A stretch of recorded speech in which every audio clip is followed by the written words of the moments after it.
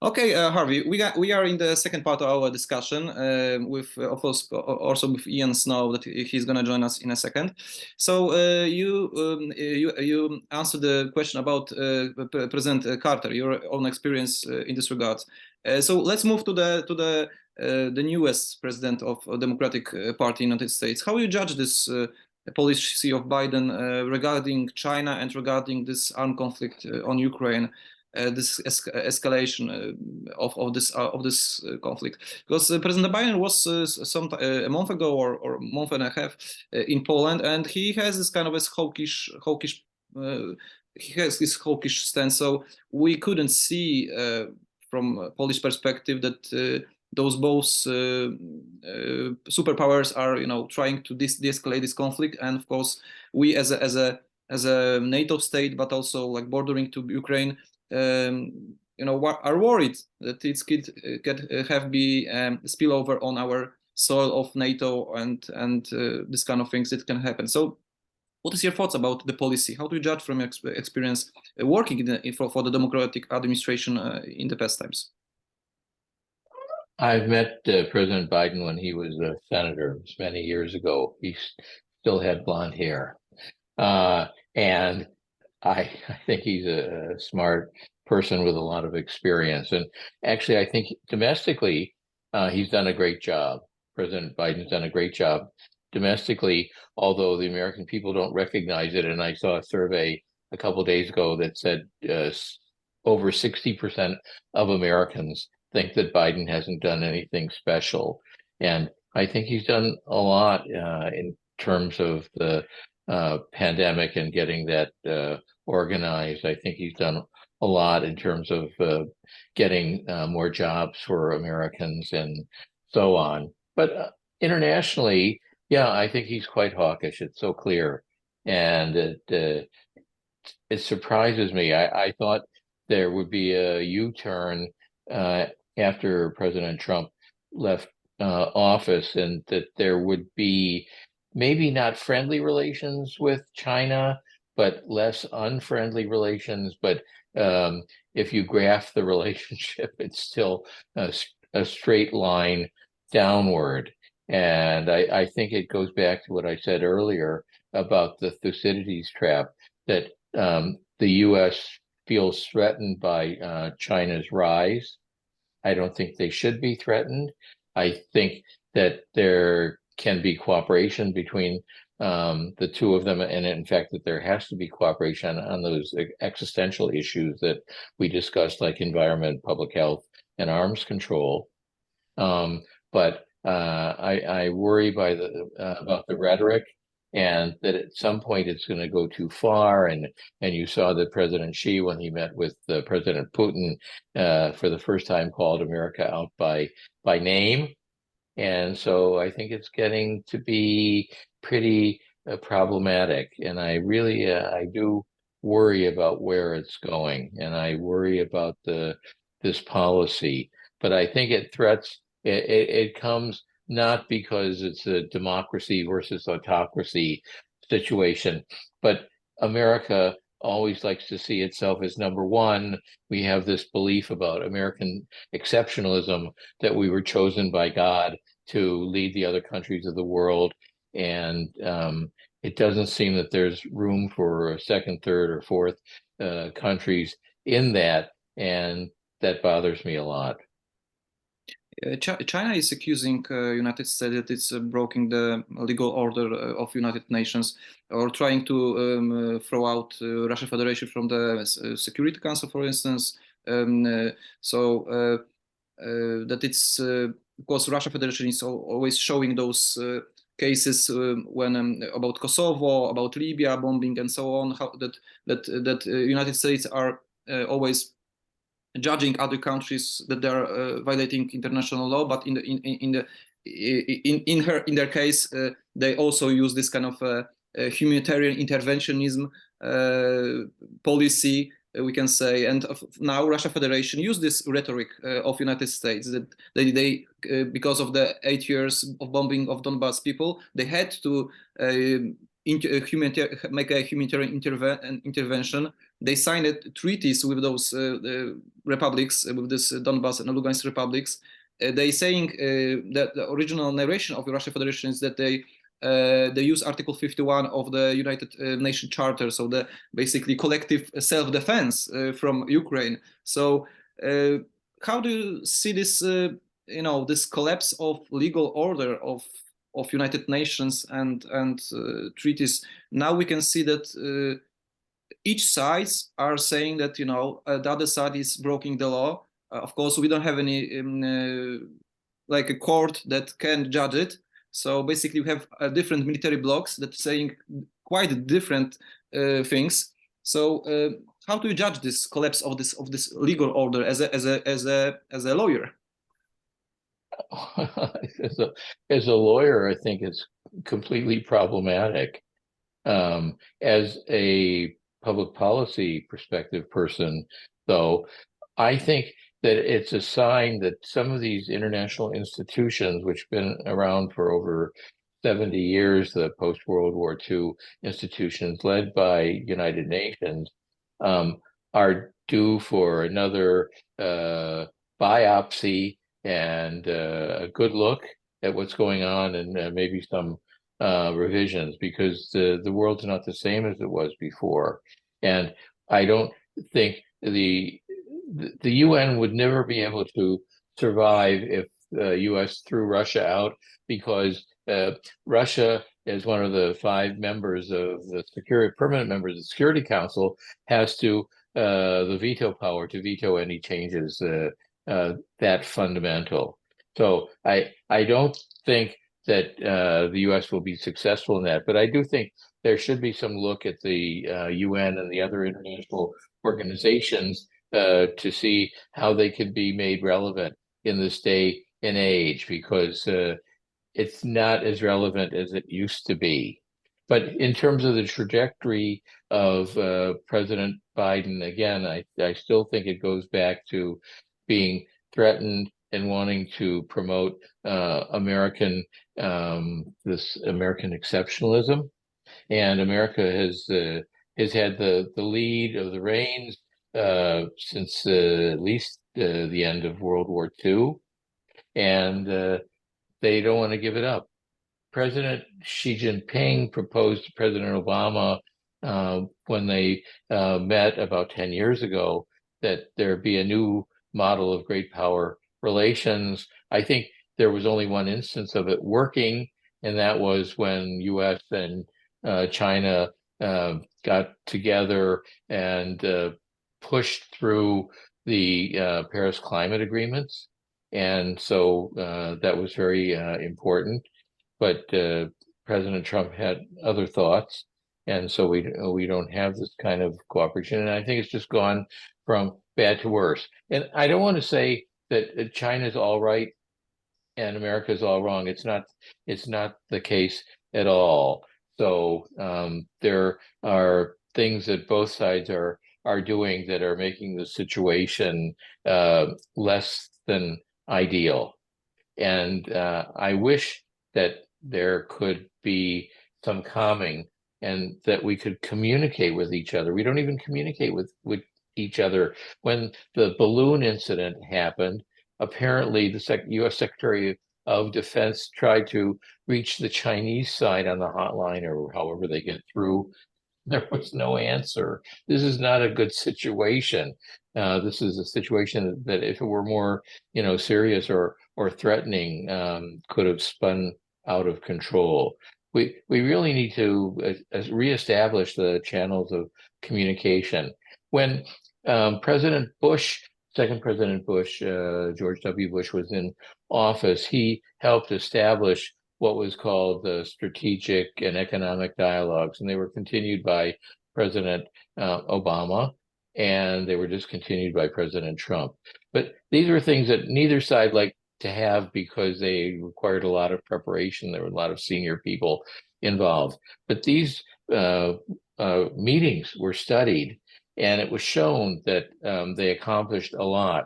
Not only the issues that they were discussing, which were the top issues like intellectual property protection and defense and so on, but also the meetings were good because each side knew who they could informally contact on the other side if there were a problem between these annual meetings. And I don't see us getting back to that place anytime soon, or if ever. But I think we have to get back to that place where we're communicating, because right now everybody's just talking past each other. It's not a conversation. It's a set of a bunch of monologues. I don't think that's healthy for our world. I don't like this war either. I can understand Russia's position, but I personally, I don't think they had to invade. I think that there were other ways to try to deal with this.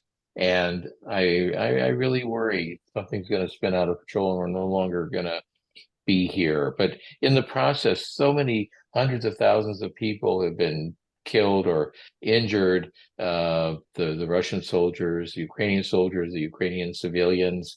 That to me, this is a human tragedy of a huge dimension, and I can't wait for it to be over. But I don't see any place for it to be over. Yes, the Chinese have offered themselves as a kind of honest broker. There may be other parties that can do that, or other institutions like the UN, but we're not even close to that yet. So I think there's a lot of carnage to come, and I worry about it. Yeah, we're gonna shift to Ian in a second, but like you said yesterday, I think there were publication or announcement of two reports from the United Nations agency regarding the violations of POWs in custody, violations of their international humanitarian law of armed conflicts, and also of course human rights regarding some civilians. And this report was showing that, of course, that most of them were from the Russian side, but also the agency said that Ukrainian forces also violated the Geneva Convention and the Hague regulations of the war, and some of them, and of course some human rights. And Ukraine was saying, and it is that you shouldn't compare because we were aggressively attacked. So how do you see this, bias in media, because you're a media man? And of course, if you watch Russian media, of course, it's a side of the war, or Ukraine, so they are the side of the war and have their own war propaganda. But basically, if we are looking for some other countries that are not party of this armed conflict, of course, they are supporting one of the side, like in Poland, for instance, supporting Ukraine. Other sides, maybe Iranian, maybe others, Chinese, are supporting the Russians. But how to see this, this bias in media? Is this normal to have this kind of, crazy narrative that you, even if you say something in Poland, that is not in the right direction, like if you're saying something more objective, try to measure those two sides of the conflict, you are even tagged as a Russian agent, kind of be influence agent. So how do you see this? Are we going to the past times that this witch hunt and so on that was in the Cold War? Are we going from your experience in this kind of things? I mean, first we have to say war is hell, right? That it's a difficult situation for the fighters on each side. I think that the Ukrainians probably committed many less incidents than the Russians. Russians have a reputation for brutality, going back more than decades. And I think from what I know, from where I sit in neutral Austria, but not being neutral, that the Russian side has committed many atrocities. And this Wagner group, I mean, this is a whole new thing. This group of people that are allowed to operate with impunity, allowed to criticize even the Russian military for not being effective and getting away with it, and maybe challenging Putin's rule at some point. But I know that they've committed a lot of these atrocities, because you just have to look at the kind of people they're recruiting. They're recruiting people out of prisons, and these are not just people who were arrested for drunk driving or for some minor offense. These are murderers and rapists and people who are morally challenged. And so they've been set free, and I think a lot of the problems are being committed by them. And if you look at the Wagner Group in Africa, it's far away from the war, but the Wagner Group is destabilizing Africa a great deal because they're throwing their weight around there, and they're basically trying to change the equation in Africa. So they're not the only actor. There's Russia, there's China, there's America. There's the EU. They're all competing for the hearts and minds and resources of the African continent. But I think this Wagner Group is a symptom of that something is rotten in Russia, that a group like this is allowed to continue and to operate the way they do. But, all that said, war is hell, and it is a terrible situation. And I don't see it getting any better. I just see the rhetoric being ratcheted up. We talked before about the tactical nuclear weapons potential in Belarus. We talked before about the increasing weapons coming into Ukraine and the possibility for accidents or for bombs, missiles, whatever, shells going into Russian territory and lighting a match for a fire that can never be put out. So there's a lot of bad stuff that's happening now. And about the media, well, I think the Western media and the Russian media are quite different. The Western media has a lot of competition, and to me, it's closer to the truth. It may not be completely true, but it's closer to the truth. Russia, I think it cherry picks a lot, and Russian media is state controlled, and it tells basically it's a mouthpiece for President Putin. And I think RT, if you look at RT, I mean, it's an amazing media and what it says and the position that it takes. And then you also look at social media now. Well, we don't have to talk about broadcast media. This is old media. We're on ourselves now on a kind of social media, right? And so this is very worrying because a lot of people can put a lot of information out there and look completely credible, but you don't know where they're coming from. You can't separate fact from truth. And now with AI and deep fakes and the articles that I've seen recently where people can take their image and their voice and use AI to basically put words into a person's mouth that's not controlled by that person. We're going from bad to worse. So we always thought that technology, that when we had the internet and or even the early internet, it was going to give us so much information and we'd have this clash in the marketplace of ideas and stuff.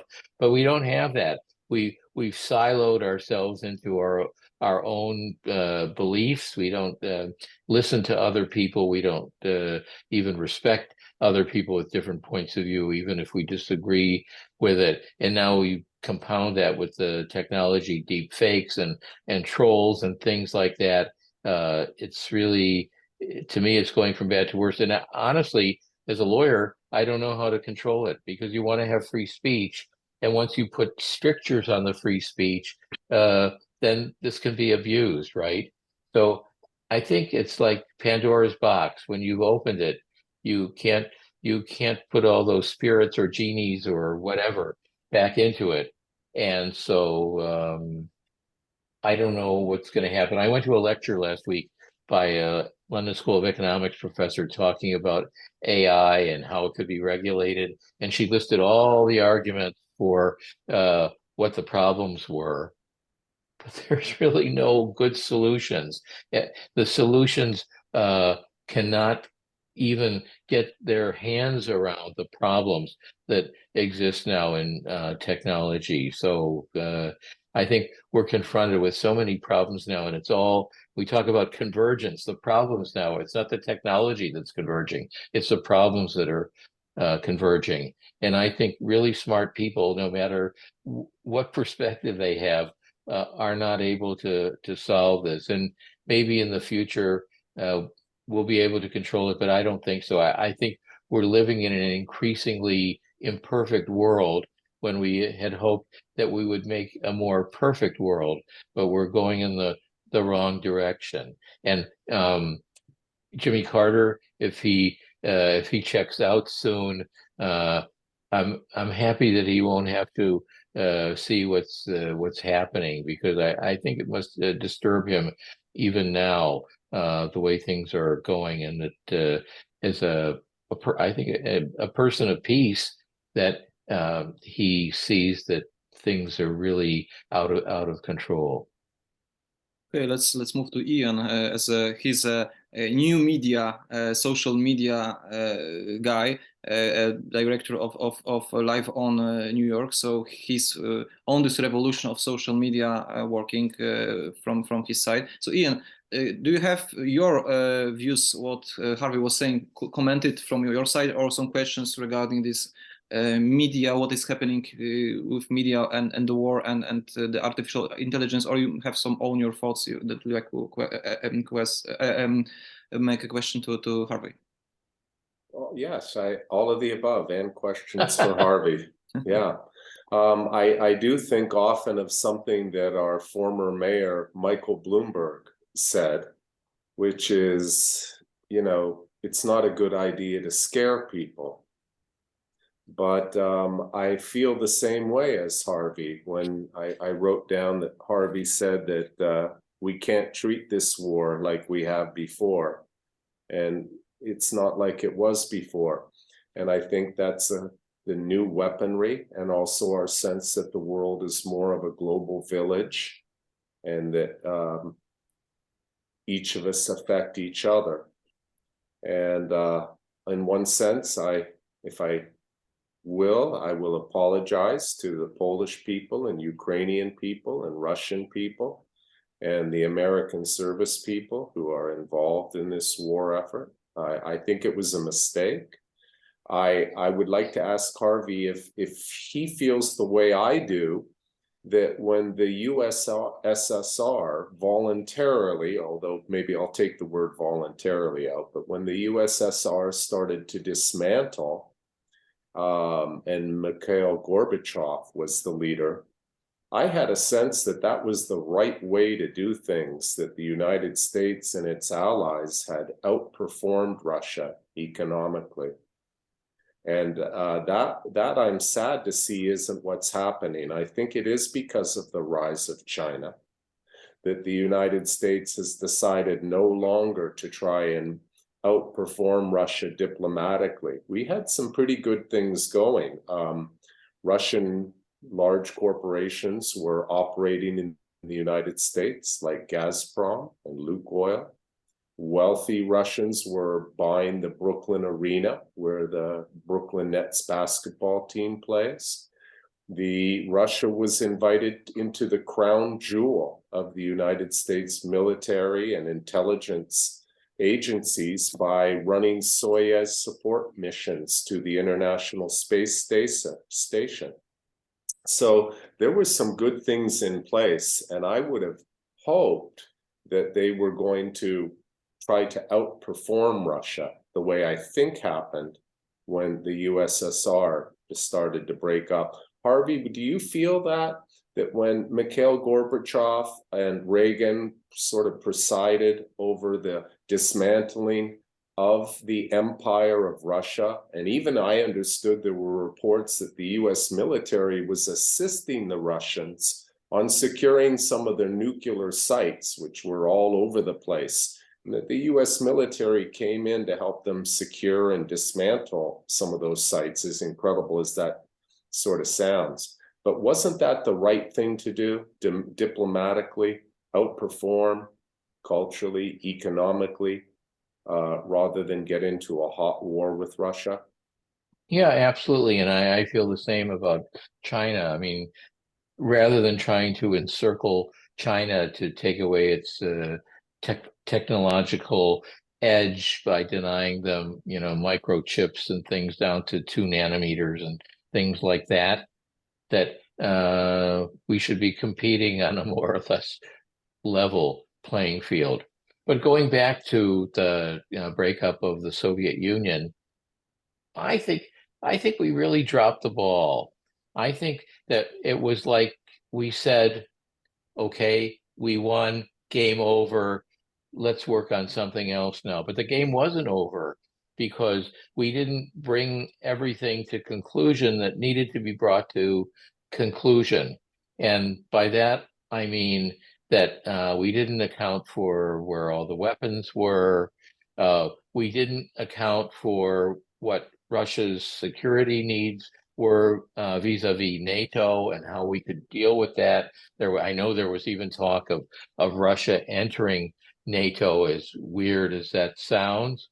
But I think at a time when we had an opportunity to shape the world, we thought it was, as the famous book said, the end of history. But it wasn't the end of history. It was just another chapter in history. And we let the opportunity go by, and we let Ukraine give up their nuclear weapons, and with an agreement from the great powers that Ukraine would be protected. And we did a bad job, and we're paying the price for it now. I really wish that we could start a real dialogue among nations, not Davos, that's kind of a one-sided proposition, but something that was really representative. And that's what the UN is supposed to be.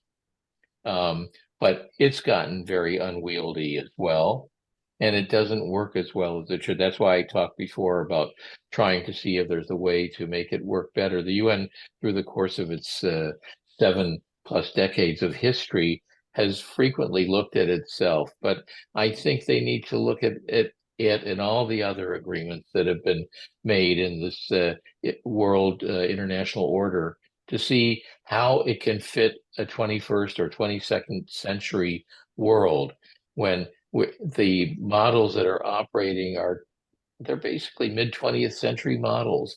We need to do more. I wish that instead of like this week's democracy summit that's being held, the second one in a series, that we could involve people who didn't necessarily agree in terms of the kind of government or how it's run, because governments are difficult. They're supposed to serve the people. They serve them in different ways, but we need, no matter whether we agree with people's form of government or not, we need to be talking to them and not talking past them and saber rattling and things like that. So that's why I think, as the first President Bush would say, we're in deep doo-doo now. Right. Regarding Dudu, President Duda is called by President Lukashenko Dudu. He's mocking him as President Duda. He's mocking as his surname as Dudu, and so he's joking. So maybe this is a kind of a connection to the next my question of for Poland, because we have some, of course, we are a Polish part of this discussion. So and I know that you have some experience with Polish. You were when you were in Beijing, you were attending some nice dinners in the Polish embassy. Maybe you can have you have other experience regarding Poland, and you can share, and then I can have one more question from the contemporary issues with Poland. Yeah, I've only been to Poland once, in about 1990 or so. It was a remarkable experience going to some places. I went to several cities in Poland. I went to Opole, to the Festival of Polish Music. I went to Krakow. I went to Warsaw. And the thing that sticks out in my mind the most is that a friend of mine, who was the deputy chief of mission at the American embassy, was hosting the 4th of July party, the Independence Day party, because the ambassador, I think he was in Moscow actually playing chess. So my friend Michael hosted the party, and it was just, after the Iron Curtain fell. And in this party, I'll never forget it. On one side, you had General Jaruzelski. On the other side, you had Lech Walesa. And you had all these people that we read about, these people who were combatants at one point, but they were all talking together. And I think that's very important, again, to continue dialogue. So I think Poland has come a long way in many respects in those years, and has got an excellent economy, and it's poised for a lot of future development. And I know it's worried about the war on a number of different perspectives. And again, that's why we need to keep talking, and we have to do everything possible to try to avoid the ultimate clash of civilizations that we seem to be priming ourselves for. What's your question about my question is, Poland? you also you're like knowing what my next question is, because you're answering partly what I would like to ask, but because we are finishing in a few minutes, so my question is, how do you see Poland in this global changes? What is from your experience? We are worrying, some of the parts of Polish society are worrying that the government is really hawkish, and it's even more hawkish than the President Biden. Sometimes you can see that Polish Prime Minister and the President are in the media, and also in the global media, are saying that we should give more arms to Ukraine. We should use this armed conflict to fight with Russia. Sometimes they're saying also, like the Ukrainian MP Goncharenko, that we must split Russia on the national minorities. So how do you see it? How do you see this Polish part in this conflict and in the future? Do you have any? I see it like the American symbol of the on our Great Seal with an eagle, and the eagle in one hand holds an arrow, and the other an olive branch. So I think that Poland is kind of in that position as well. Let's call it a frontline state to what's going on now in the war. So I can appreciate the concerns, but I also think that Poland is a very large country in Europe, has a role to play into trying to build some bridges. So I think that if the rhetoric could be toned down, and there could be some olive branches offered, at least for dialogue, that it would be a very wonderful thing, but not easy to do at this point. Okay, Ian, you have the last question, because we have like the last 5 minutes.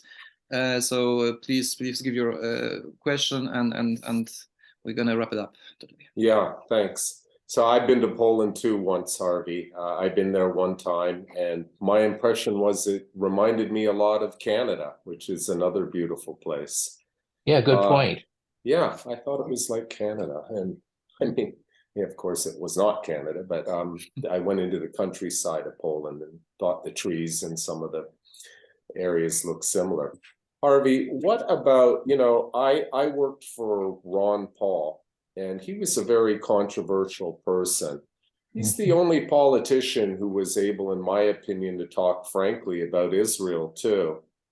And I thought, he said sometimes Israel can't even make decisions on their own without consulting Washington. And so sometimes their hands are sort of tied by that relationship. And he was attacked for suggesting that the United States shouldn't give foreign aid to Israel, but he reminded everyone that he didn't think the United States should give foreign aid to Egypt or, Saudi Arabia or other foreign aid programs. But he also often said something when it came to war, that we should just bring the troops home. So tell me, I think, there might even be some US servicemen who are not willing participants, fighter pilots and intelligence officers. We did see that some American military personnel would not participate in the bombing of Syria, which was interesting a decade ago, where there was a protest within the military about attacking Syria. And I imagine there are some military personnel who are not willing participants. But what would happen if the United States just brought their troops home, and with an agreement that Russia would remove itself militarily from the Ukraine? And then, of course, there's going to be an industry, a vacuum for certain industries to rebuild the Ukraine. But that's a small silver lining compared to what's already happened for the people killed and harmed. What would happen if the United States just brought their soldiers home or moved out of that conflict? Okay, have I know it's 3 minutes. 3 minutes. We are wrapping up. Yeah. I know it. It sounds like I'm going to be evading the question, but I always remember what President Eisenhower said. I'm old enough to remember that on January 17th, 1961, in his farewell address, President Eisenhower, a five-star general, said, "Beware of the military-industrial complex." And so that military-industrial complex in America and globally, it's just grown stronger since that time, more than half a century ago. And so I don't think that it's possible that America would just withdraw its troops. I know in the upcoming presidential election, there'll be discussions about things like that, and it's going to be very interesting. I don't think America should be the world's policeman, but I think we need to find a way for there to be a world police force. And I don't know if that's really accomplishable or not. So I think we have to put our thinking caps back on and try to find a better way. Maybe in the future we'll have the technology that'll allow us to do that. But then I worry that technology may take over, like in 2001, A Space Odyssey, where the computer takes over. So I don't know. This is why I'm so pessimistic, as I said earlier in the interview, that we're not going in any good direction, and I don't see us having any solutions to where we're going. So all I can do as a simple person is keep my fingers crossed, and that's what most of us can do. But collectively, we need to keep pushing for some other kinds of enlightened solutions, and we need to find them. Okay, thank you, Harvey. Thank you, Ian. I think we're gonna finish for today, because those questions, of course, that we raised, some of them we answered, but some of them are there open, and they're like still on an agenda. The world is so fast because of the media and so on, the social media. So if we answer some questions today, tomorrow they're gonna be some others. So, but thank you, Harvey, for this fruitful discussion. I think it was really interesting. So we had discussion today with Harvey Dzodin. Really kind of have very good insight with your experience with media and politics. So I'm really grateful that you had discussion with us. And of course, the next time I'm going to be in Vienna. We are have a meeting of Vienna's cafe to talk to talk face to face. So hopefully we're going to have some. And please, Ian, you come over and have a cup of coffee too. Yeah, so we're gonna visit Ian in New York. So and of course, if you're gonna be in Warsaw, just call me, and we're gonna meet. So thank you all, and till next time in real time on our